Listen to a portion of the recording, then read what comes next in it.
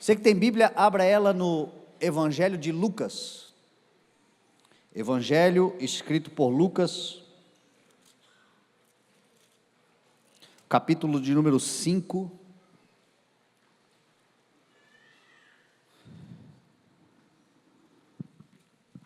O verso de número 1.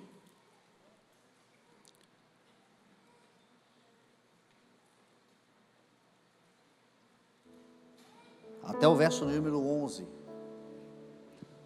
Diz assim a palavra do Senhor: certo dia Jesus estava perto do lago de Genezaré, e uma multidão o comprimia de todos os lados para ouvir a palavra de Deus.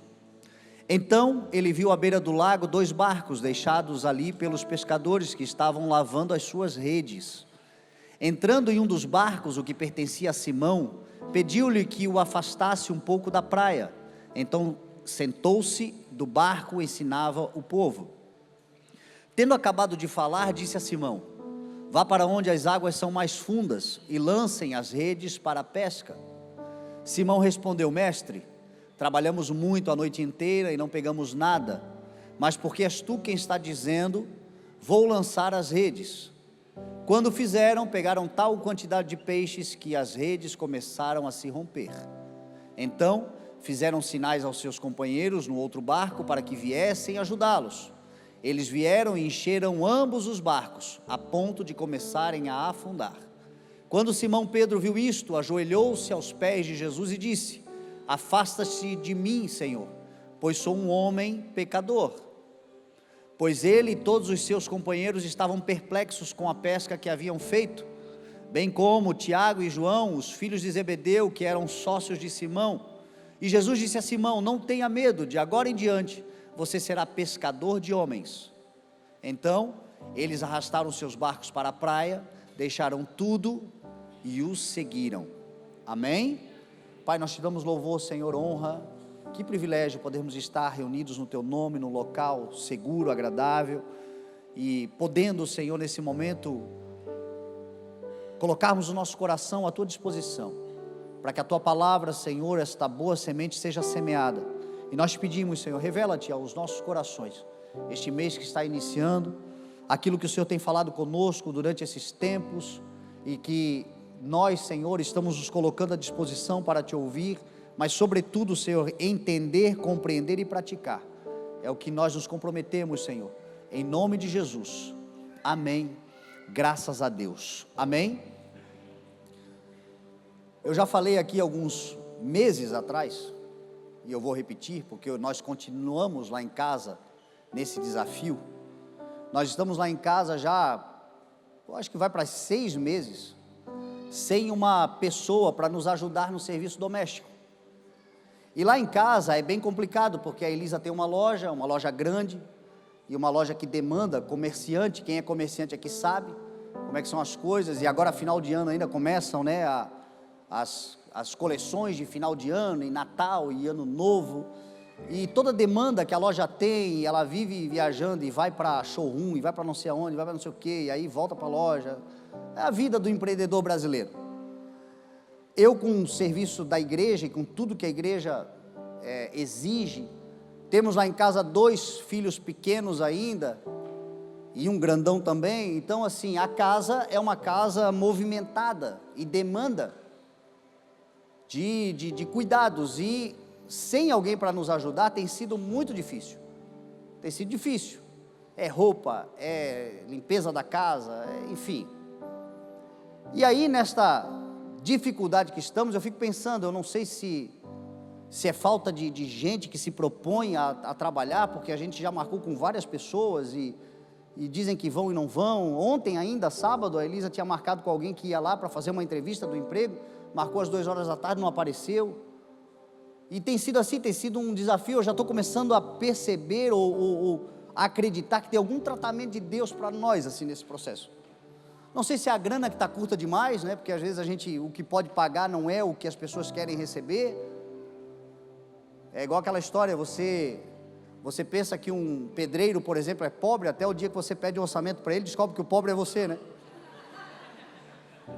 Então, talvez o nosso dinheiro não está chegando naquilo que as pessoas esperam receber, enfim, mas o fato é que a gente não tem. E aí nós fizemos um acordo lá em casa, dividimos algumas tarefas. E para mim caiu a tarefa do lavar a louça. E eu tenho lavado a louça todos os dias. Eu acabo de lavar a louça, algum miserável lá em casa pega e suja uma louça e joga no... E aí, e assim tem sido. E aí na sexta-feira, tinha que lavar a louça e eu olhei assim, a pilha do café da manhã, do almoço e da janta. Eu olhei assim, sexta-feira estou com uma preguiça, amanhã eu lavo. E aí deitei e deixei a louça assim. Aí no sábado pela manhã, a Elisa me acorda e diz assim: amor, eu queria fazer o almoço, mas é que tem que lavar a louça. E eu já fui dormindo de sexta para sábado pensando, Senhor, o que eu vou pregar, né? Aquela agonia assim do pregador, né? Do encargo da palavra. Aí a gente já, eu podia acordar com uma mensagem de esperança, acordo com essa mensagem atribulada. E aí eu disse para ela assim: tá bom, amor, já vou lá lavar a louça. E aí, antes de levantar, eu sempre faço a minha oração. Sempre tem um momento devocional. Aí fiz aquele devocional com o Senhor e na oração já disse: Senhor, precisa pregar amanhã, qual é a palavra que eu prego? O que eu falo? O que o Senhor quer que eu fale para a tua igreja? Aí o Espírito no meu coração bem claramente disse assim: ó, primeiro lave a louça.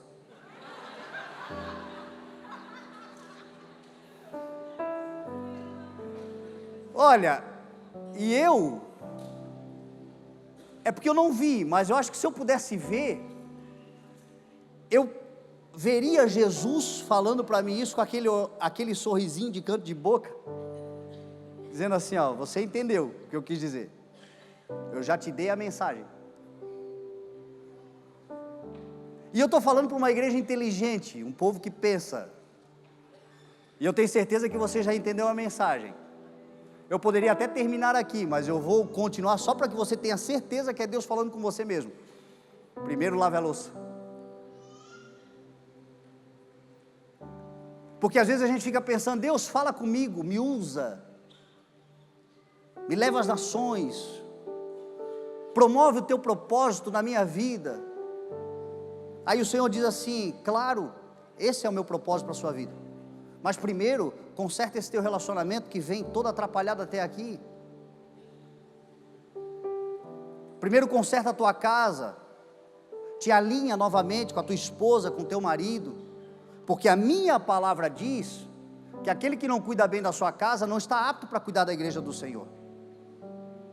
Que aquele que não tem os seus filhos sujeitos a si, aquele que não tem um bom relacionamento com a sua mulher, a minha palavra diz que se você quiser ser meu pregador, meu missionário, meu ministro, homem meu, chamado homem de Deus sobre essa terra, e quiser propagar o evangelho, mas se a tua mulher está nervosinha contigo com razão, nem a tua oração eu recebo. Está escrito: trate a sua mulher com cuidado, como parte mais frágil, com toda dignidade e honra, para que as vossas orações não sejam interrompidas. E às vezes a gente está funcionando na igreja, fazendo a nossa atividade, quase que um ativismo já religioso, mas a nossa relação com o cônjuge não está legal. E o Senhor diz: lava isso, conserta isso, organiza isso. Talvez seja o contrário, porque às vezes também acontece, a mulher tem uma chamada, e ela quer exercer, e ela tem um ímpeto do Espírito no seu coração para exercer, para executar, para fazer, e talvez o Senhor diga assim: claro, minha filha, eu tenho, só que assim, quando é que você vai parar de tratar o seu marido como um banana? Se atravessar em tudo, porque se você não se sujeita nem ao seu marido, você vai se sujeitar a mim, porque a mim existe uma hierarquia, a minha igreja tem governo, eu sou cabeça do homem, o homem é cabeça da mulher. Se você não se sujeita ao teu marido, como é que você vai se sujeitar a outros homens? Ao projeto, à igreja? Você vai causar confusão, você vai causar problema na igreja. Então fica aí no teu canto até você entender. Talvez você diga: com a minha família, com a minha esposa está tudo bem, mas o problema é no relacionamento de pais e filhos. E o Senhor diz: dá para consertar isso também, é importante consertar isso também. Primeiro conserta isso, porque a Bíblia diz assim, ó, pais, não irritem os seus filhos para que eles não desanimem. E às vezes são os filhos que têm uma chamada. A Bíblia diz que nos últimos dias os jovens terão visões, serão visionários, serão cheios do Espírito. E nós como igreja, nós executamos, eu tenho dito isso, quem é da igreja sabe, a força motora desse ministério é a juventude. Quando veio a pandemia em 2020, até a pandemia nós éramos uma igreja tradicional no que diz respeito ao seu organograma, ao dia a dia, às execuções. Aquela igreja que vê no jovem potencial, mas fica pensando, o jovem é para o futuro, né? Na hora que estiver pronto, daqui a pouco, a gente conta com eles, sempre colocando o jovem para o amanhã. E aí quando veio a pandemia, e entrou aquela onda do fica em casa, a velharada toda com medo de morrer, de repente eu olhei e vi um monte de jovens à minha volta, e jovens dizendo assim, pastor, conta conosco, estamos aí. Aí eu comecei a perceber que a força motora do jovem não é para o futuro, é para o presente. E nós começamos a entender que se você der responsabilidade para o jovem, dar a ele missão, e ele tiver um coração ensinável e submisso, ele vai voar, porque é a força do jovem com a experiência do mais velho. E nós começamos a investir em jovens, e nós estamos vendo isso, e aí tem muitos jovens entre nós, que o coração arde, de ir a missões, de fazer coisas extraordinárias. Senhor, me leva para a África, me leva para o Iraque, me leva para a Coreia do Norte. Aí o Senhor diz, claro meu filho, mas e a tua cama, que você não arrumou ainda? E o teu quarto, que parece um cenário de guerra, você está se acostumando com as guerras que você vai enfrentar? O que é? Jovem, honra o teu pai e a tua mãe, que é o primeiro mandamento com promessa. Então o Senhor quer nos usar de forma poderosa, o Senhor quer nos usar de forma extraordinária. Mas o que eu entendi ontem? Primeiro, lava a louça. Lava a louça que eu te dou o que você precisa. Organiza algumas coisas que dependem de você. Nós temos uma aliança com Deus. E nessa aliança com Deus tem coisas que são prerrogativas nossas, de responsabilidade nossas, da reciprocidade que Deus espera de nós. Coisas que Deus pode até fazer por nós na sua graça. A minha esposa, às vezes eu chego, a louça está lavada, eu vejo, é Deus usando ela,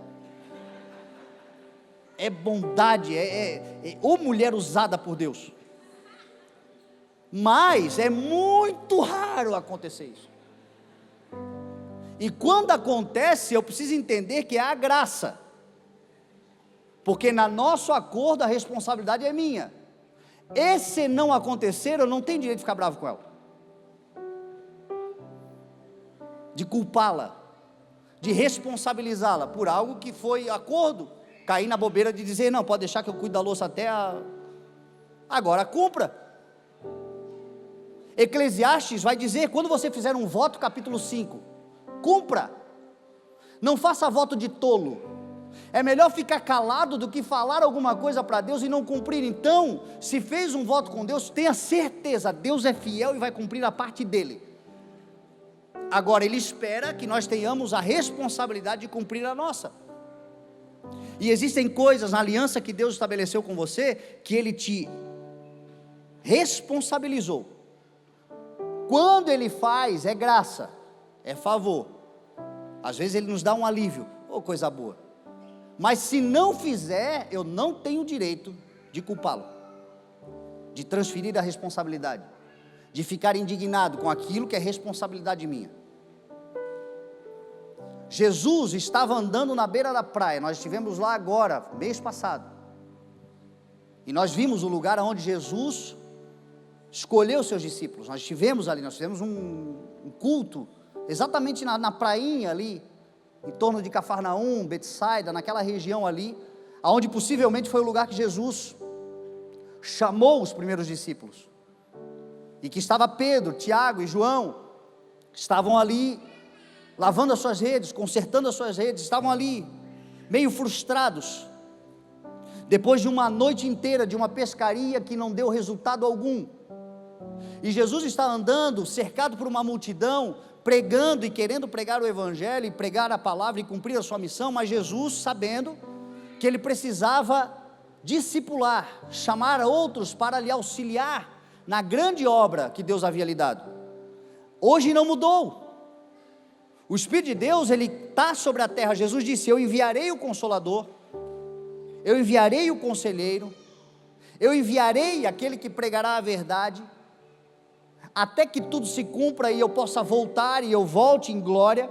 Este estará com vocês e vocês não estarão sozinhos. E a este Espírito poderoso e extraordinário, ele deu uma missão de discipular também uma igreja, de chamar cooperadores. Quando nós vemos o livro de Atos dos Apóstolos, eu costumo sempre dizer que o livro de Atos dos Apóstolos, o seu título está errado, porque os Atos são do Espírito Santo de Deus, através dos apóstolos, os apóstolos cooperando, mas quem fazia os grandes milagres, o poder, o sobrenatural, era do Espírito de Deus neles. Então eram atos do Espírito Santo através dos apóstolos. Lucas nem deu título, porque fazia parte do mesmo compêndio. O Evangelho de Lucas e de Atos era um livro só sendo escrito, e aí alguém colocou esse título. Nós hoje estamos exatamente nesse lugar, porque Jesus não voltou ainda. Então o Espírito de Deus está produzindo coisas extraordinárias sobre a terra, debaixo de uma missão, preparando um povo para se encontrar com o seu Senhor e o seu Salvador, e nós como igreja somos chamados para cooperar com essa obra, e o Senhor está sobre a terra procurando, creio eu, como Jesus estava procurando, e haviam muitos pescadores naquela beira de lago, haviam outros pescadores pelo menos, mas diz o texto que Jesus encontra Pedro lavando as redes, ou seja, lava essa rede. Talvez essa rede seja velha, talvez essa rede esteja desgastada, talvez essa rede ainda já tenha alguns remendos, talvez esta rede não seja a ideal, mas se ela estiver lavadinha quando o Senhor chegar, você pode pegar uma quantidade de peixes que você nunca pegou, de tal forma que será maior a quantidade do que a tua necessidade, ao ponto de você poder transbordar sobre essa terra em nome de Jesus, com a rede lavada, com a rede de certa forma preparada. Para lavar a louça, eu, na técnica extraordinária que eu tenho, eu preciso de 3 elementos: detergente, bucha e água. Talvez você use outras coisas, eu com essas 3 eu me viro. E para a gente lavar a nossa vida e santificar a nossa vida, a gente também precisa de 3 elementos: oração, jejum e palavra. Se para lavar a louça com detergente, sabão, bucha e água eu resolvo, para me santificar e lavar a minha vida, que certamente vai glorificar ao Senhor, eu preciso de oração, jejum e palavra. Como eu disse para você, o culto, ele é constituído desses 3 elementos. E o culto não pode ser um domingo apenas, a nossa vida é um culto ao Senhor. Nós cultuamos ao Senhor desde o momento que acordamos até o momento que vamos dormir, todos os dias da nossa vida, até que tudo se complete. A intenção do Senhor é que nós nos ofereçamos a Ele, como um culto a Ele, uma vida que cultua, uma vida que glorifica, uma vida onde o Senhor está, de tal forma que o seu perfume exala, a sua imagem reflete. E esta vida deve ser uma vida santificada. E a santificação é produzida nessas 3 ferramentas que lavam todo o nosso ser: oração, jejum e palavra. Desenvolva o hábito da oração. Eu gosto muito de uma frase que eu ouvi já há muito tempo, não sei quem a falava, mas eu guardei para o meu coração, que dizia assim, a pessoa dizia assim, né? Eu não oro mais do que 5 minutos, mas eu não passo mais do que 5 minutos sem orar. Porque às vezes a gente acha que a oração é aquela liturgia engessada, daquela formalidade, e de certa forma, tem horas que a gente se ajoelha, a gente ora, a gente se concentra, mas às vezes a correria está muito grande, você está entre um lugar e outro, você está no carro, você está no chuveiro, você está no banho, você está fazendo alguma coisa, você está lavando louça, no momento mais atribulado da tua vida, e você pode estar orando,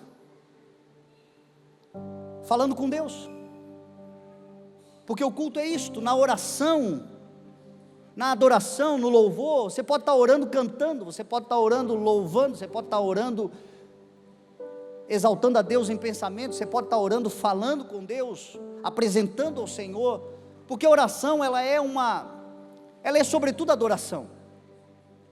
Quando Jesus ensinou a orar, Jesus não estava dando uma oração fechada, tanto é que ele diz assim, não fiquem sempre repetindo as mesmas coisas. A oração do Pai Nosso não é uma oração para memorização e repetição diária. A oração do Pai Nosso é um modelo de como devemos orar. E na oração do Pai Nosso começa com adoração. Pai nosso que estás nos céus, santificado seja o teu nome.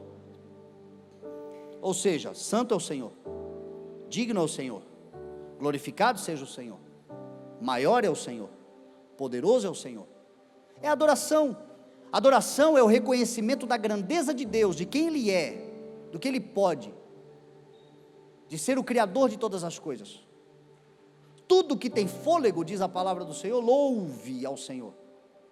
Então, se há fôlego em nós, o fôlego de vida que temos é o sopro do Espírito em nós. Ninguém aqui, até o ateu, vive debaixo da graça do fôlego de vida que é soprado nos seus pulmões por aquele que criou todas as coisas. Todos nós, não há vida sem fôlego e não há fôlego sem sopro. Olha Gênesis capítulo 1, quando Deus criou o homem, a sua imagem, a sua semelhança, e era só um boneco de barro, era uma escultura, mas foi quando Ele soprou, que o ser tornou-se alma vivente. É assim na vida, quando alguém parte para a eternidade, imediatamente, a gente vê que o corpo era só um veículo, era só um carro, era só uma condução, o corpo não é a vida, a vida é o Espírito, e a gente adora o Senhor com o nosso fôlego, com a nossa oração. Como eu disse a você, o culto é constituído de louvor, que somos nós falando com Deus, palavra, que é Deus falando conosco. Como é importante a palavra para nos santificar, porque a palavra nos orienta, a palavra nos conforta, a palavra nos traz novamente para o senso, a palavra nos esclarece, a palavra revela, a palavra ilumina, a palavra cura.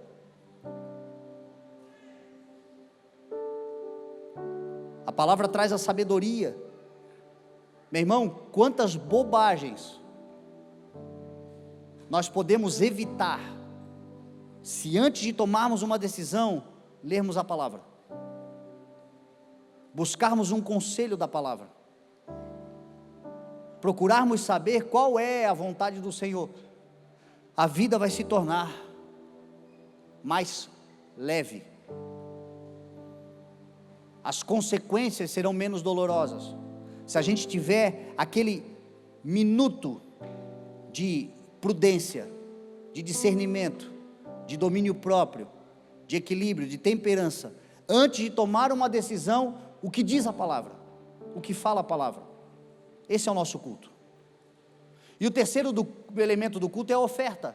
E a maior oferta que você pode dar não é o teu dinheiro, é a tua vida. A maior oferta que Deus quer é você. Por isso que a Bíblia vai dizer: ofereçam-se em sacrifício vivo, santo e agradável a Deus. Seja esse o culto racional de vocês, um culto de uma oferta diária, de alguém que se coloca diante do Senhor, não morto, vivo. Ofereça-se vivo, e aí entra o jejum e a importância do jejum. O religioso acha que jejum é Deus tirando prazer, Deus colocando jugo, Deus punindo. E o jejum é uma instrução de Deus para sensibilização espiritual e prolongamento da vida. Sabe por que a gente jejua? Para viver mais. A ciência já comprovou que no jejum nós produzimos algo chamado autofagia. Autofagia chama-se renovação celular. Todas as vezes que eu e você jejuamos, nós estamos promovendo uma limpeza celular no nosso organismo. Logo, células que podem se tornar cancerígenas, que podem nos adoecer, células mortas ou doentes, que podem provocar problemas em todo o nosso sistema imunológico e de saúde, do corpo, que precisa ser esse veículo saudável. No jejum, a autofagia faz uma renovação, é uma limpeza do carburador. Por isso é importante, quando Deus pede para nós o jejum, Deus não quer nos tirar prazer, Deus quer nos prolongar a vida. Então desenvolva esse hábito de jejum.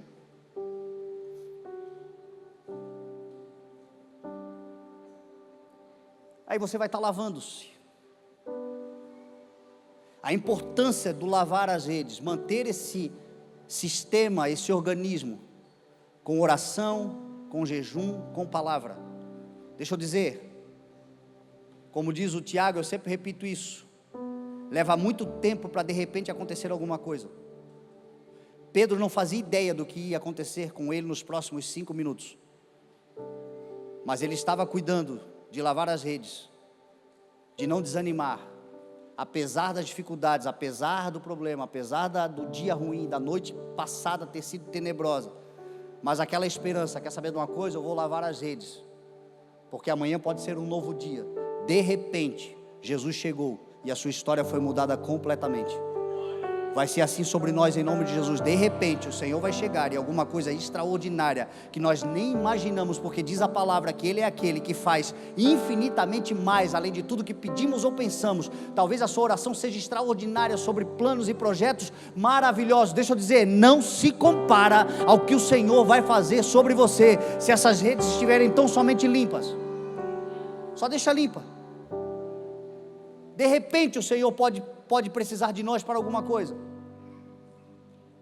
De repente Ele pode colocar na nossa mão algo poderoso e extraordinário. Se nós cuidarmos daquilo que é nossa parte, daquilo que não dá para transferir para terceiros, daquilo que não dá para responsabilizar os outros. Ô geração difícil que nós estamos, de transferência de responsabilidades, sempre alguém é culpado por alguma coisa. Nós não, nós somos perfeitos. Os culpados são sempre os outros. O problema é a igreja, o problema é a política, o problema é o vizinho, o problema é a fábrica do carro, o problema é todo mundo. Nós somos perfeitos. E o Senhor está dizendo assim para nós: tira essa sua máscara, eu te conheço. Você não é perfeito, mas você pode ser aperfeiçoado, dia após dia, crescendo em graça e conhecimento, todos nós, até que cheguemos à plenitude de Cristo, que culminará no dia da glorificação do corpo. Meu irmão, o processo de santificação só terminará na volta de Jesus. Até lá, nós vamos apanhar para caramba. Eu costumo dizer, vamos chegar todos chamuscados, mas nós vamos chegar em nome de Jesus. Eu achei que não ia dar, mas deu. Uf. Mas esse processo diário de não se conformar, não aceitar, não é assim, não me conformo com isto. Deus nos criou para sermos imagem e semelhança dele, então vamos procurar esse lugar de limpeza diária, de reflexão diária, de descontaminação diária, porque de repente Jesus vai chegar, e alguém vai te chamar de sortudo.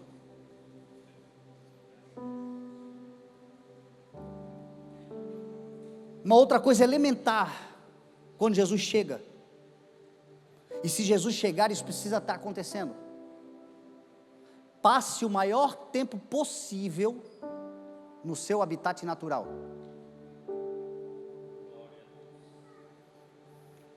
Passe o maior tempo possível naquilo que é propósito da sua vida, naquilo que está revelado, naquilo que é o que Deus te chamou para fazer, naquilo que é o seu lugar natural, naquilo que é o que você sabe que precisa ser feito, naquilo que é o teu ambiente. Passe o maior tempo possível no seu habitat natural. Jesus está passando na beira da praia e encontra 2 barcos à beira do lago. Os barcos não estavam no estaleiro, os barcos não estavam na praia, apesar de eventualmente ter que estar. Os barcos estavam prontos para serem embarcados e utilizados. Os barcos estavam no lugar que eles tinham que estar. Hoje, infelizmente, muita gente não consegue desenvolver o propósito de Deus para a sua vida, porque eles são instáveis, no âmbito do que diz respeito ao que Deus tem para a sua vida. Uma hora é uma coisa, outra hora é outra coisa, outra hora é outra coisa. Deus vai procurar, não acha, porque não, agora é aqui, não, eu vou lá porque ele disse que está lá, não está mais, foi para outro lugar. Uma vida desequilibrada, uma vida inconstante. Deus não nos chama para sermos velozes, Deus nos chama para sermos constantes, perseverantes, determinados, decididos. Ora, o justo viverá pela fé. E a fé é o quê? Um firme fundamento. Fundamentos, meu irmão, não se mudam. Fundamentos não se negociam. Provérbios vai dizer assim, ó, não mude de lugar os antigos marcos. Qual foi a fé que tivemos no Senhor quando nos convertemos? O que está mudando aí? Uma nova doutrina, um novo vento de doutrina, um novo movimento dentro da igreja? Volta e meia, a gente vê crentes, que uma hora está num movimento, outra hora está no outro, outra hora não, agora é isso, agora eu me achei, agora eu estou lá, agora eu estou aqui, e vive de fantasia, e nunca desenvolvem coisa nenhuma, porque são inconstantes. Que raiva que dá. Porque a gente tem coisas para fazer, coisas importantes para realizar. Deus nos confiou coisas extraordinárias, mas a gente precisa ter uma dedicação e uma determinação. Voltar atrás não é mais uma opção, olhar para trás não é mais uma opção. Aquele que está sendo santificado na palavra, a palavra vai lhe dizer, se ele lê, a palavra vai dizer, olhe bem firme para o que está diante de você, fixe seus olhos naquilo que está diante de você, porque você tem alvo, porque você tem propósito, porque Deus te deu uma palavra, e você precisa ter certeza disso, um firme fundamento. Não vou mais me abalar, eu vou passar o maior tempo possível no habitat que o Senhor me colocou, porque de repente alguma coisa vai acontecer.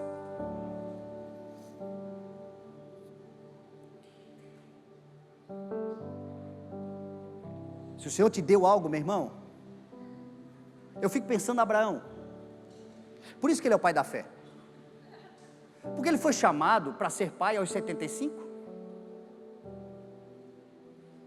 é possível, nosso pastor Lúcio agora vai ser pai, está quase isso, quase 70 aí,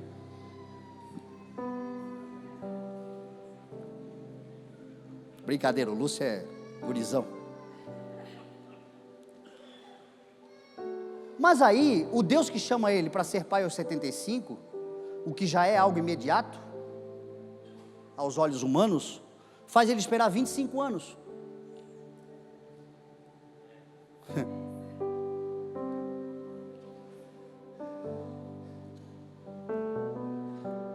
e ele teve os seus momentos de dúvida? Óbvio.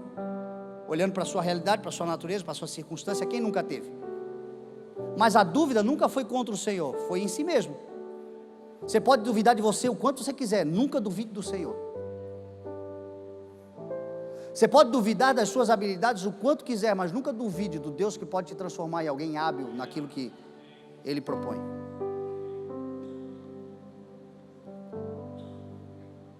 Abraão duvidou de si mesmo, tanto é que ele disse: Senhor, eu já estou velho, eu vou arrumar alguém aqui, vou dar o meu jeitinho, porque é agora ou nunca, na minha força é agora ou nunca. E o Senhor diz: não, calma, porque é de ti, e o Senhor não é homem para que minta, nem filho do homem para que se arrependa. Se Ele falou, Ele vai cumprir. Agora, o mínimo que nós devemos ser é constantes e certos de que o Senhor é fiel. Tem gente que Deus já deu uma palavra, mas já se passaram 3 anos, 4 anos, 5 anos, aí de repente começa a mudar o habitat, mudar os fundamentos, para ver se de alguma forma, alguma coisa acontece, ou talvez outra coisa aconteça, porque no que diz respeito à minha natureza, à minha realidade, à minha circunstância, não é possível. É por isso que é Deus, porque Deus faz coisas que aos homens são impossíveis mesmo, e a sua glória se manifesta. Então o barco estava ali, Pedro estava lavando as redes, de repente Jesus chega e pede o barco emprestado, e aí Jesus vai pregar, Jesus vai anunciar o Evangelho. Meu irmão, deixa eu dizer uma coisa para você, eu tenho refletido muito sobre isto. Às vezes a gente pega no pé daqueles que são mais abastados, porque Jesus disse assim: ó, dificilmente um rico entrará no reino de Deus. Jesus não disse que era impossível, Jesus disse que era difícil. Por quê? Porque muitos são apegados aos castelos que construíram, as coisas que edificaram sobre a terra, e aquilo lhe apega de tal forma que as coisas do reino se tornam secundárias, porque o homem, na sua natureza humana, ele é materialista, ele é apegado às coisas que são palpáveis. Mas eu tenho descoberto e observado que muita gente nessa vida, nesse mundo, é escrava do dinheiro não porque tem muito, mas porque tem pouco.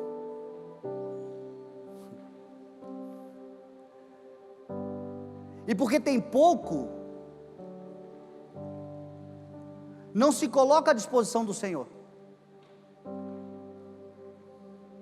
Porque tem pouco, faz aquela oração assim: ó, Senhor, quando Tu me abençoares, quando Tu fizeres, quando eu puder, quando as coisas, então conta comigo.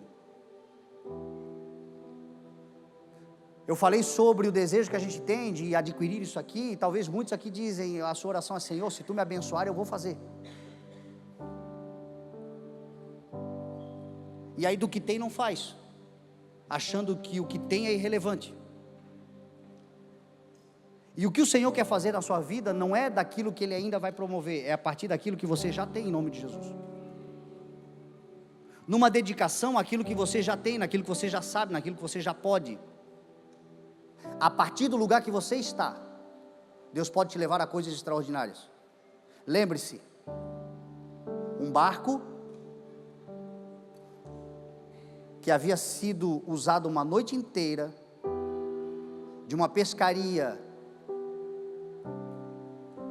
que não chegou a lugar nenhum, de um prejuízo, de um povo que provavelmente já estava em dificuldades financeiras, não pescavam simplesmente para ganhar mais, pescavam para sobreviver. Então uma noite faria toda a diferença. E aí Jesus chega no outro dia de manhã e pede esse barco. Pede esse barco falido, em prejuízo. Só que Pedro entendeu uma coisa que eu e você podemos entender. Não há nada que a gente possa fazer para abençoar o reino de Deus que vença aquele que nos abençoou primeiro e que certamente nos abençoará mais. Jesus pegou um barco em prejuízo e devolveu um barco dando lucro. Não é assim que Ele fez conosco? Ou a gente dava algum lucro para Deus quando Ele nos alcançou? Ele nos pega dando prejuízo, Ele nos pega promovendo vergonha, Ele nos pega destruindo e se autodestruindo, Ele nos pega sendo pedra de tropeço, Ele nos pega sendo margem da sociedade, Ele nos pega dando prejuízo. E aí Ele começa a nos limpar, nos lavar, nos utilizar, entra no nosso barco, entra na nossa vida, e agora a gente começa a promover lucros e dividendos para o reino de Deus. Agora é necessário a gente entender um princípio. Jesus disse assim, ó, quem é fiel no pouco, será fiel no muito. Quem é desonesto no pouco, também será desonesto no mundo. Se vocês não forem dignos de lidar com as riquezas desta terra, quem lhes confiará as verdadeiras riquezas? E se vocês não forem dignos de lidar com aquilo que é dos outros, quem lhes confiará o que é de vocês?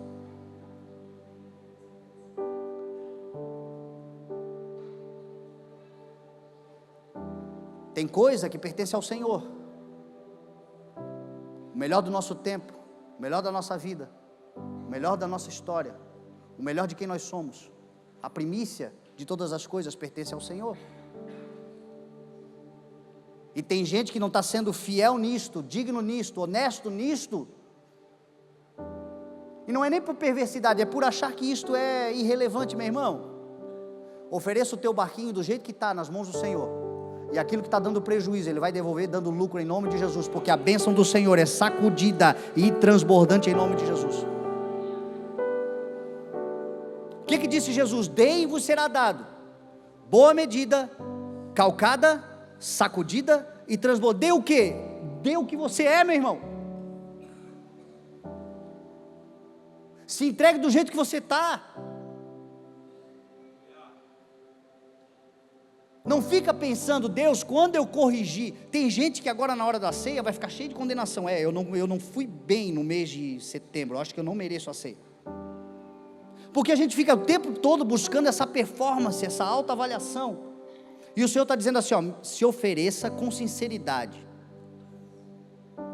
se ofereça com humildade, se ofereça com reverência, mas se ofereça do jeito que você tiver, o que você tem, como você está, ainda que você esteja dando prejuízo, eu vou fazer você dar lucro em nome de Jesus. Mas começa, meu irmão.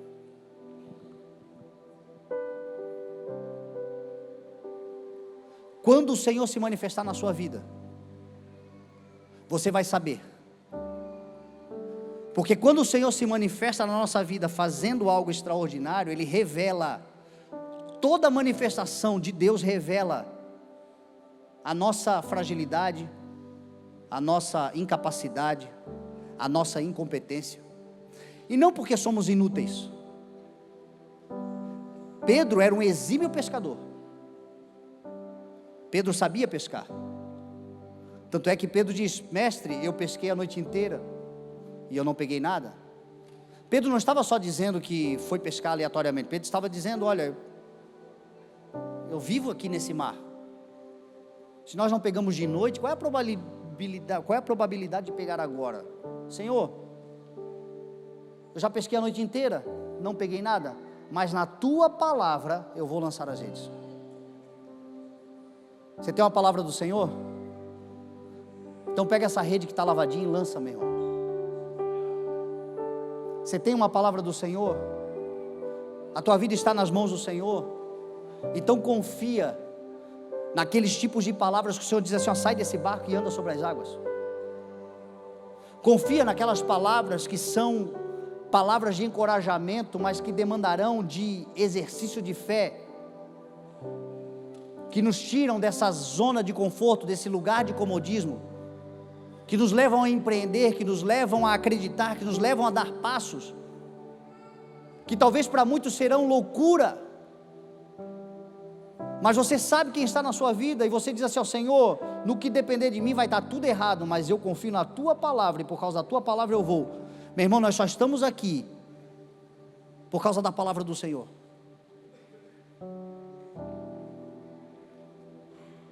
Há 13 anos atrás, nós éramos um povo de 30 pessoas reunidas na casa do Fabiano. Hoje nós estamos aqui. Quem foi? Foi Deus. Essa semana eu ainda conversava com alguém e eu dizia assim: cara, eu vou fazer 44 anos. Eu acho que se o Senhor me chamasse agora, com a cabeça que eu tenho, eu não faria algumas coisas que eu fiz lá nos 30. E talvez você diga a mesma coisa: eu acho que eu não faria as loucuras que eu fiz lá, mas você fez, não fez? E não chegou até aqui? A palavra de Deus, o Evangelho, é loucura para aqueles que não creem. Então tem coisas que serão loucuras aos olhos dos homens, mas será Deus realizando algo extraordinário para glorificar o nome dEle. Quem aqui estava semana passada quando eu contei a história do irmão que estava na UTI, que ficou entubado? Nosso membro aqui da igreja. Essa semana ele me ligou, dizendo: pastor, saí da UTI e a leucemia está curada, não tenho mais nada. Foi Deus.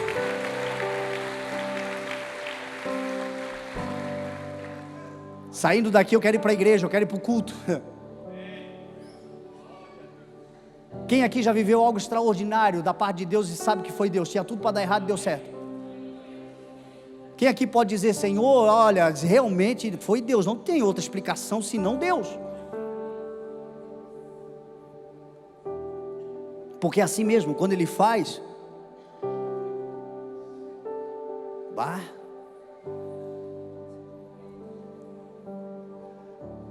Deus já fez? Quem aqui pode dizer que Deus já fez? Então, em nome de Jesus, creia, Deus fará ainda mais. Deus fez, Deus faz e Deus fará. Portanto, não tenha medo. Se Deus já fez, esta é uma prova clara, não apenas de um livramento imediato, mas de um cuidado eterno. Quando Deus fez uma vez, Ele não estava te livrando imediatamente de algo, apesar que vai nos livrar tantas outras vezes, mas Ele estava sobretudo dizendo assim: a partir de agora, até o fim, eu estarei com você. Quando Deus nos livra uma vez, não se trata de um livramento imediato, se trata de um cuidado eterno. Então confia nessa palavra: o Deus que te livrou até aqui vai continuar te livrando. O Senhor que esteve com você até aqui, que já fez coisas na sua vida que você não tem como explicar, e talvez agora você esteja temeroso ou temerosa por algo novo, ou algo que está surgindo, ou alguma coisa que você desconhece. O Deus que esteve com você lá está com você aqui, estará com você amanhã, até que tudo se consuma. Eu estarei com vocês por todos os dias, até a consumação dos séculos. Então ouça o que Pedro ouviu: não tenha medo, rapaz. Eu farei de você agora um pescador de homens.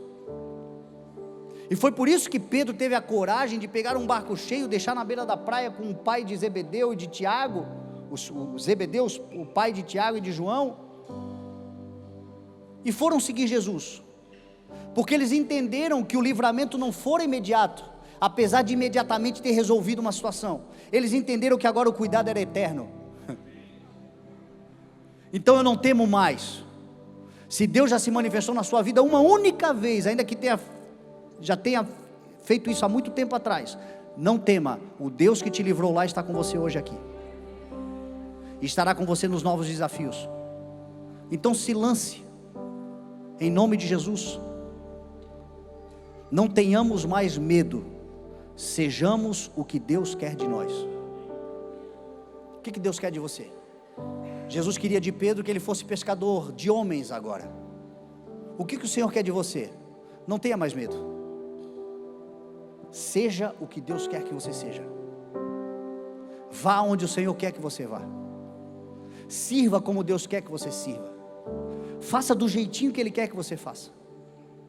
Porque Ele já provou para você que Ele é Deus de imediato, mas Ele é Deus de toda a eternidade, de eternidade em eternidade, e Ele é o Senhor.